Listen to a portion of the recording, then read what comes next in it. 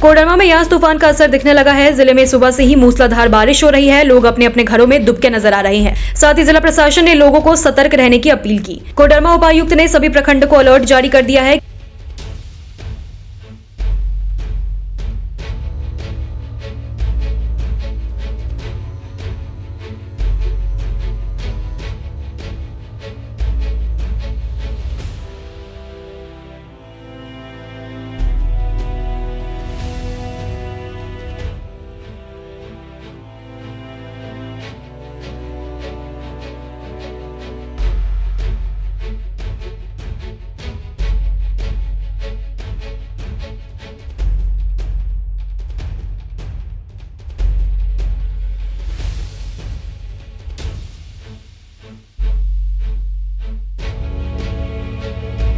किसी भी स्थिति से निपटने के लिए जिला प्रशासन पूरी तरह से तैयार है। बिजली विभाग को सख्त निर्देश दिया गया है। किसी भी अस्पताल में बिजली ना कटे, इसका खास ख्याल रखा जाएगा।